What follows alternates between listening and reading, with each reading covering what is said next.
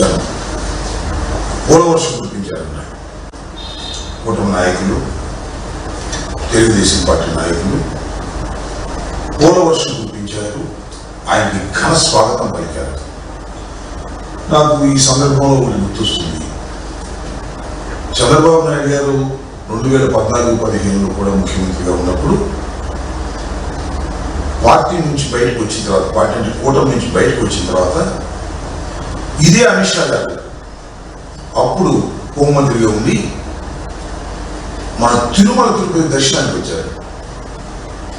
అప్పుడు ఏ వర్షం కురిపించారో గుర్తుందా? రాళ్ళ వర్షం కురిపించారు. ఎందుకు ఈ విషయాన్ని ఈ సందర్భంగా గుర్తు చేసుకున్నానంటే, నారా చంద్రబాబు నాయుడు గారు నచ్చకపోతే రాళ్ల వర్షము కురిపించగలరు, నచ్చితే పూల వర్షము కురిపించగలరు. నచ్చితే అనే మాట అంటే కంటే అవసరం ఉంటే అని చెప్పవచ్చు.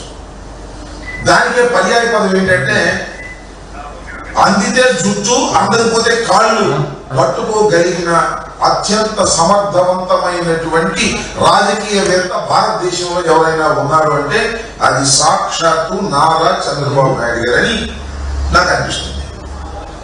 సరే, ఎనిహౌ కూటమిలో మీరున్నారు.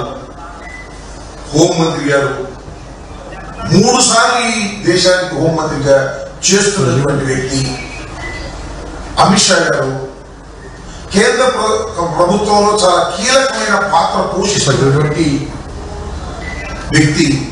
ఆయన మన రాష్ట్రానికి వచ్చారు, స్వాగతం పలికారు, బాగా. మనకు ఇన్ని సమస్యలు ఉన్నాయి ఈ రాష్ట్రంలో. సమస్యల పుట్ట ఎందుకు అంటున్నారంటే, మనం విభజన జరిగి 11 సంవత్సరాలు అవుతుంది. అనేక సమస్యలు అపరిష్కృతంగా ఉన్నాయి. కృష్ణా జిల్లాలకు సంబంధించి అపరిష్కృతంగా ఉన్నాయి. జగన్మోహన్ రెడ్డి గారి టైంలో 8,000 కోట్ల రూపాయలు విద్యుత్ బకాయిలు మనకు తెలంగాణ నుంచి రావాల్సి ఉంటే దాన్ని కొలిక్కి తీసుకొచ్చి కేంద్ర ప్రభుత్వం చేత తక్షణమే ఇవ్వమని చెప్పేసి ఆదేశాలు కూడా ఇవ్వడం జరిగింది, ఆర్డర్స్ కూడా ఇవ్వడం జరిగింది. అఫ్ కోర్స్ దాన్ని కోర్టులో పెట్టారు.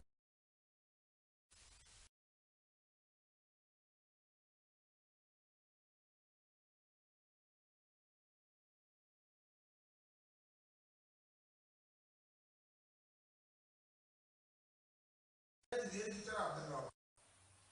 అంటే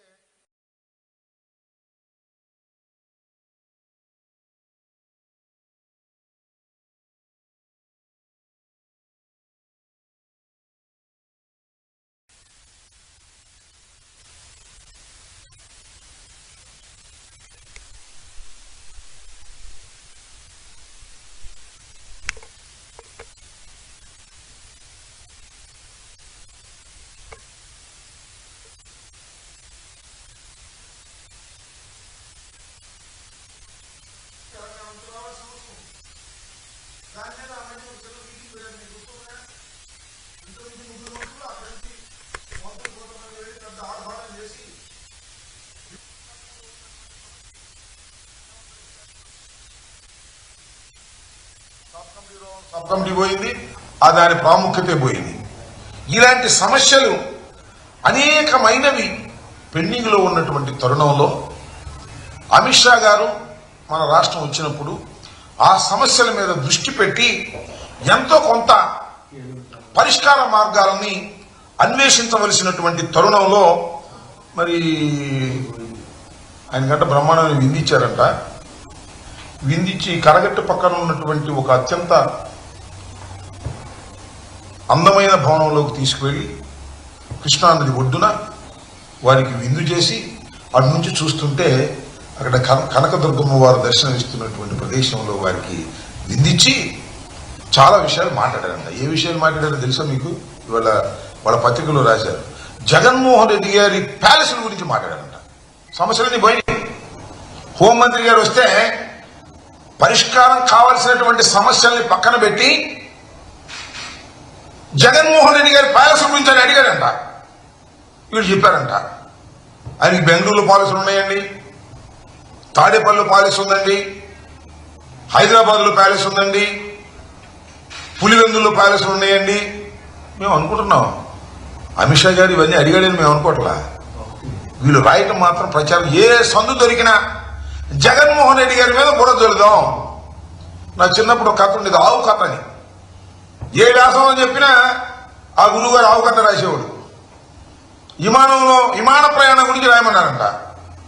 విమాన ప్రయాణం చేస్తున్నాను, కిటికీ పక్క నుంచి కిందకు చూశాను, ఆవు కనపడింది, ఆవు తెల్లగా ఉన్నాను, ఆవు పాలించను. ఈ రకంగా ఆవు కథలాగా జగన్మోహన్ రెడ్డి గారి మీద బురదలేటటువంటి కార్యక్రమాలు చేసేటటువంటి పద్ధతుల్లోనే ఇవాళ అమిత్ షా గారు లాంటి వ్యక్తి వస్తే, హోంమంత్రి వస్తే, ఆ సమస్యల పరిష్కారం కోసం కాకోకుండా, రాష్ట్ర సమస్యల పరిష్కారం కోసం కాకోకుండా జగన్మోహన్ రెడ్డి గారి మీద బురదలేటటువంటి రాతలు రాయటం కోసం ఉపయోగించుకున్నారు అనేది నా అంశం. ఇక్కడ రెండో అంశం ఏంటంటే, అయ్యా చంద్రబాబు నాయుడు గారు మీరు అమిత్ షా గారిని తీసుకెళ్లారు, బాగానే ఉంది. ఎక్కడ తీసుకెళ్లారండి? ఎవరిని తీసుకెళ్లారండి? మీరు మీ ఇంటికి తీసుకెళ్లారా? అసలు ఆ నిర్మాణం ఏంటి? లింగం లేని వారిదిగా మీ ఒక భాషలో ఒకసారి చెప్పింది అది లింగం లేని వారిది, రెండవది అది మనం ఎక్విజేషన్లో తీసుకున్నాం అని రెండవది, పూలింగ్లో అసలు ఎవరిదా ఇల్లు? ఒక అక్రమ కట్టడం, కరగట్లు దిగువన ఉన్నటువంటి ఒక అక్రమ కట్టడంలోకి మీరు సాక్షాత్తు హోంమంత్రి గారిని తీసుకెళ్లి అక్కడ విందు పెట్టి మరి అక్కడ చెప్పాల్సింది, అయ్యా ఇది మేము కిట్ ప్రోకోలో కాజేశాం, ఓ భయ కూడా లేకోకుండా మొత్తం మింగేశాం, తండ్రి కొడుకు ఇద్దరం కలిసి అక్కడే మేము ఈ మీకు విందిస్తున్నామని చెప్పుంటే బాగుండేది. అంతేకాదు మన గొడవలు వచ్చినప్పుడు అండి మొత్తం మా బెడ్లన్నీ తడిసిపోయినాయి, మా కింద ఫ్లోర్ అంతా తడిసిపోయింది, మీరు కూర్చున్నటువంటి ప్రదేశంలోనే 5 అడుగుల నీరు ఎక్కింది, తల్లి లాంటి కృష్ణమ్మను ఆక్రమించుకొని అక్కడ మేము నివసిస్తున్నాము అని చెప్పవలసిన మీరు జగన్మోహన్ రెడ్డి గారి ప్యాలెస్ గురించి మాట్లాడారంట. అది గుర్తొస్తుంది, మొన్న నాకు ఆయన పేరేంటి, చంద్రబాబు నాయుడు గారు అబ్బాయి లోకేష్ అడుగుతున్నారు, ఏమండి మీరు విశాఖపట్నంలో కట్టినటువంటి బిల్డింగ్ని ఏం చేస్తారు మీరు అని అడిగితే, ఏం చేయాలో మాకు అర్థం కాదు కదా అన్నాడు. ప్రభుత్వ స్థలాల్లో ప్రభుత్వంతో కట్టించినటువంటి భూముల్ని కాదు బంగళాలని ఏం చేయాలో అర్థం కావట్లేదు. నాకు సామెత గుర్తొచ్చింది, మోటోడికి ముగింపు ఇస్తే ఏం చేశాడు అట్లా ఉందే వారం. ఒక అద్భుతమైనటువంటి కట్టడాన్ని, ప్రభుత్వ కట్టడాన్ని జగన్మోహన్ రెడ్డి గారు నిర్మించి ప్రభుత్వానికి ఇస్తే ఆ కట్టడాన్ని ఏం చేసుకోవాలో అర్థం కానటువంటి దౌర్భాగ్యమైనటువంటి పరిస్థితుల్లో మీరుండి జగన్మోహన్ రెడ్డి గారి మీద బుర్ర జరుగుతున్నారు. జగన్మోహన్ రెడ్డి గారి నివాసం అంటది, జగన్మోహన్ రెడ్డి గారి నివాసం ఇది ఇక్కడ ఉంది తాడేపల్లిలో, హైదరాబాద్ లో కూడా ఉంది, బెంగళూరులో కూడా ఉంది. దానికంటే 50 గదులంట 100 గదులంట ఏదో కథలు ఉన్నాయి కదా అని చెప్పి పత్రికలు మీ ఇష్టం నుంచి రాసేసుకుంటున్నారు. మీరు చెప్పాల్సింది అది కాదు, అయ్యా మాకు హైదరాబాద్ లో ఇల్లు ఉంది. ఎవరికన్నా చూపించారు హైదరాబాద్ లో ఇల్లు? ఇంతవరకు చంద్రబాబు నాయుడు గారు ఇల్లు కట్టుకున్న ఇల్లు హైదరాబాద్ లో ఎవరికైనా చూపించారా? జగన్మోహన్ రెడ్డి గారు తాడేపల్లిలో ఇల్లు కట్టుకున్నారు, వస్తున్నారు జనం, తండోపతండాలుగా వస్తున్నారు, వెళ్తున్నారు. ఇవాళే కాదు, ప్రారంభించిన రోజు కూడా 100 మంది కార్యకర్తలను పిలిచి ఇక్కడ ప్రారంభోత్సవం చేశాం. ఏమంటే చంద్రబాబు నాయుడు గారు హైదరాబాద్ లో మీరు ఇల్లు కట్టుకున్నారు కదా, ఎవరికన్నా భోజనం పెట్టారండి హైదరాబాద్ లో ఇంటికి పిలిచి? అసలు హైదరాబాద్ ఇల్లు ఏంటో చూపించారా?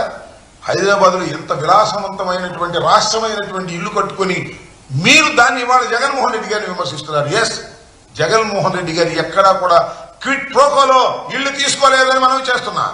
జగన్మోహన్ రెడ్డి గారు తాతగారి దగ్గర నుంచి ఆస్తులున్నాయి, వారు చక్కని ఇల్లు కట్టుకునేటువంటి లక్షణం వారికి ఉంది. హైదరాబాద్ లో ఇల్లుంది, బెంగళూరులో ఇల్లుంది. ఇవన్నీ ఉన్నమాట వాస్తవం. ఏమో రహస్యం ఏమన్నాను, ఏదో మీరు కాజేసినట్టుగా మీరు మాట్లాడేటువంటి పరిస్థితులు చేస్తున్నారు. చివరికి ఒక అక్రమ నిర్మాణంలో నివసిస్తున్నటువంటి నారా చంద్రబాబు నాయుడు గారు ఈ విధంగా మాట్లాడడం సరైనటువంటి పద్ధతి కాదు. లింగం లేని వారి ఆస్తిని క్విట్ ప్రోకోలో కొట్టేసినటువంటి మీరు ఇవాళ జగన్మోహన్ రెడ్డి గారి గురించి మాట్లాడడం అనేది సమంజసమైనటువంటి అంశం కాదని కూడా ఈ సందర్భంగా నేను చెప్పదలుచుకున్నాను. విశాఖ ప్లాంట్ గురించి మాట్లాడవలసిన మీరు విశాఖ ప్లాంట్ గురించి మాట్లాడరు, దాన్ని పరిష్కారం చేయరు. పరిష్కారం చేయకుండా సమస్యలన్నీ కూడా పక్కన పేరుకుపోయి ఇవాళ మీరు బాతాకానీగా కబుర్లు మాట్లాడుకున్నట్టుగా మీకున్నటువంటి పత్రికల్లో పెద్ద పెద్ద హెడ్డింగ్లు పెట్టి ఆ హెడ్డింగ్లో మీరు రాసుకునేటువంటి పరిస్థితికి మీరు దిగజారిపోయి వాళ్ళ రాజకీయాలు చేస్తున్నారు. హోంమంత్రి వస్తే సమస్యల పరిష్కారానికి ప్రయత్నం చేయకోకుండా జగన్మోహన్ రెడ్డి గారి మీద బురదలేటటువంటి కార్యక్రమాలు చేస్తున్నారు.